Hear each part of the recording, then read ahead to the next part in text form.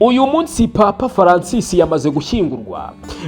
Uyu munsi ku itariki 26 kuwa gatandatu. Murabizi yuko kuwa mbere mu gitondo nibwo Papa Francis yamaze kuba yashiramo umwuka. Rero uyu munsi ku isaha ya saa 4 nibwo umuhango wo kumushyingura wari ugeze. Ni umuhango witabiriwe n'abanyacyubahiro bakomeye, harimo perezida wa Leta Zunze Ubumwe za Amerika Donald Trump. Akigera i Vatican we yavuze ati uyu mupapa ni umuntu mwiza, ati nahuye nawe inshuro ebyiri, kuko papa buriya yavuye mu buzima amaze guhura na Donald Trump inshuro ebyiri. Noneho n'uyu mugabo wa Ukraine, president wa Ukraine Volodymyr Zelensky, nawe yarahari akinahagera.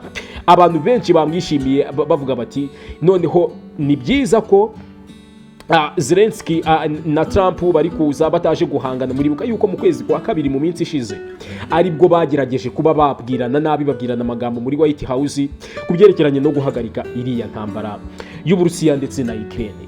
Noneho ikintu cy'ingenzi wenda se ibintu bitangaje byabaye muri uku gushyingura uyu mupapa nuko abantu kimwe cya kane cya miliyoni, ubwo nukuvuga ngo Vatican yo irimo iratangaza yuko abantu bagera ku 250,000 aribo babashije kwitabira uyu muhango wo gushyingura Papa Francis. Bari abantu benshi cyane mu mihanda ya Vatican, abantu buzuye ari benshi cyane, ndetse no muri kiliziya iriya yitiriwe mutagatifu Petero. Noneho nibwo bakoze urugendo rwo kuva hariya muri St Peter's Basilica, ubwo ni ino kiliziya ikomeye cyane nyine yitiriwe mutagatifu Petero iri hano i Roma. Noneho bakuye papa muri ino kiliziya ya Saint Pierre i Roma, bamukuye nyine bagenda n'amaguru. Nta bintu bya tekinoloji byari byemerewe gukoreshwa, hari drone gusa zizenguruka icyo kirere zishinzwe kureba ko ikirere kitaba cyavogerwa wenda n'ibitero runaka, kuko ntabwo wakwizera umutekano w'ahantu. Hano hakoraniye abantu benshi cyane b'abanyacyubahiro, kandi aho nuno umuperezida Emmanuel Macron n'umugore we nabo bari bitabiriye. Byari ibintu nyine ubona ko baje bitabiriye, kubera ko uno mupapa murabizi ko yabaye umupapa udasanzwe. Ubwo murabizi ko yakuriye mu buzima bwa gikene, ari nayo mpamvu yavuze ati ubuzima bwe agomba kubaho, agomba kwisanisha n'abakene, yari umuntu wisanisha n'abakene, kubera ko nk'ubu papa niwe hashize imyaka ijana papa nta mupapa n'umwe, abapapa bose muri ino myaka 100 bose bashyingurwaga hariya hano i Vatican. Niwe mupapa wa mbere nyuma y'iyo myaka 100 ubashije kuba yashyingurwa hirya ya Vatican. Ni ahantu nyine mu cyaro, ahantu nyine hasanzwe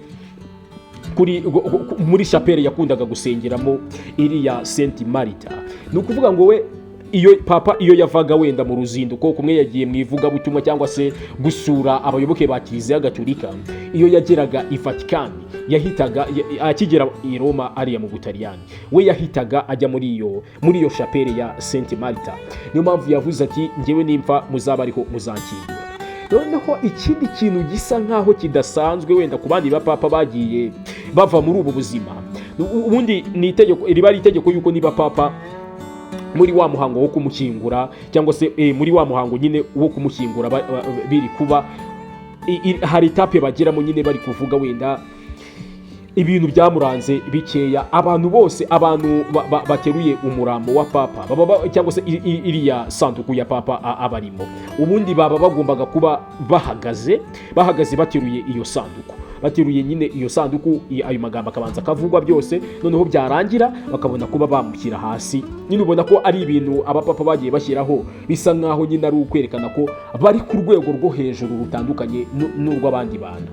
Uno mupapa we yaravuze, no Papa Francis washyinguwe uyu munsi, murabizi ko yapfuye ku itariki yo kuwa mbere mu cyumweru gishize. We yavuze ko mu kumushyingura icyambere bagomba kumushyingura mu mva cyangwa se mu isanduku ikozwe mu biti bisanzwe, apana ibiti bihenze. Noneho ikindi ko ayo magambo avugwa bateruye umurambo wa papa n'isanduku yiwe abarimo bajya kumushyingura, bagomba kuyavuga ayo magambo we ateretse hasi. Muri make ibyo bintu yabikuyemo. Ni ukuvuga ngo ni ikintu abantu benshi noneho bitewe n'ibintu uno mupapa yagiye akora, yagiye yamagana ibitero byo muri Palestine, abyamagana cyane avuga ati Isiraheli murimo kwica abantu, murimo kuvogera ubutaka bwa Palestine, hano muri Gaza murimo kwica abantu. We yaravuze ati ibi bintu bihagarare, avuga ati abantu b'impunzi mubareke mubahereze amahoro. Ndetse yakundaga kunenga abanyayisiraheli, ingabo za Isiraheli zakundaga kwitambika imfashanyo ziri gushyikirizwa zino mpunzi zo muri Palestine. Papa yakunze kuvuga ati ahora abirekarama inshuro nyinshi, avuga ati mureka abantu babone amafunguro, kubera ko uno mupapa mu mateka yiwe nawe yigeze kubaho impunzi, arabizi, kuko ababyeyi be bavukiye mu Butaliyani, bahita bimukira muri Argentine, ari naho yaje kuvukira agakurira mu buzima busanzwe. Noneho nyuma yabwo akaza kujoininga cyangwa se kujya muri uno muryango w'abajesuiti. Ariko n'ikindi kintu kuri uno muryango w'abajesuiti ni uko bano bajesuiti ubundi ni abantu nyine basezeranye, babayeho mu buzima busanzwe, mu buzima buri simple, nicyo kintu basezeranye. Numva muri uno muhango ni ikintu byasaga nkaho abantu benshi bakunda papa, bakunda uno mupapa Francis, abantu bose babivuga ko nyine ari umuntu wagerageje kwiyambura icyubahiro Kiliziya Gatolika ubundi igomba umupapa, akerekana ko ari umuntu nyine ubayeho mu buzima busanzwe, buri aho ngaho. Turakomeza dukurikirana ubu ngubu nyuma y'uko abakaridinari noneho bo batangaje ino College of Cardinals, cyangwa se bano bapapa bageze ku nani, bano bashobora kuzatora nwamo papa. Abakaridinari bageze ku 138, ubundi bakagabanya ari 138, ariko ubu ngubu ni 135, kubera yuko umupapa wese urengeje nani, mumbabarire sorry, umukaridinari n'abakaridinari bagenda bakajya mu mwiherero, bakajya gutoranyamo, bakitoramo papa aho utemerewe kwitora. Kuri ino nshuro bazaba bari hano hariya muri conclave cyangwa se muri uno mwiherero, abageze ku bakaridinari 135, aho dufitemo n'uno mukaridinari wo muri Ghana w'umwirabura. Byanashoboka ashobora kuba yaba papa, kubera ko murabizi yuko ubundi habayeho abapapa babirabura bageze kuri 3. Ni muri ino myaka ya mbere na mbere yo muri za magana ne nyuma ya Yesu Kristo. Murabizi ko Yesu Kristo n'abano bigishwa bari abirabura, kuko muri Bibiliya biba bigiye birimo. Mu minsi ya mbere rero nibwo habashaga kuba haboneka umupapa w'umwirabura, kubera yuko bano bazungu bagiye bizera Yesu Kristo bamukuye muri Afurika hariya muri Ethiopia. Ibyo ngibyo tuzagira igihe cyo kubiganiraho, ariko nugenda ukanandika kuri Google nabaye bapapa babaye abirabura, bakubwira ko ari abapapa 3, noneho bakwereka imyaka, ni mu myaka yo muri za 300 nyuma ya Yesu Kristo akimara kuva hano ku isi. Noneho ubu kuri no curo tuzareba ese uno mupapa w'umunyegana ashobora kuba yaba papa, ashobora kuba yatorwa abandi bakamugirira icyizere. Ibyo ngibyo nibyo tuzagenda tubakurikiranira.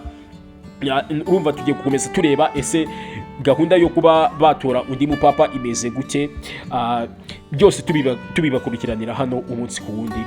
Wibuke gukora subscribe aho hasi kugira ngo dukomeze tubane muri no video, ndetse uduhereze niyo like kugira ngo dukomeze tubane umunsi ku wundi. Ciao ciao.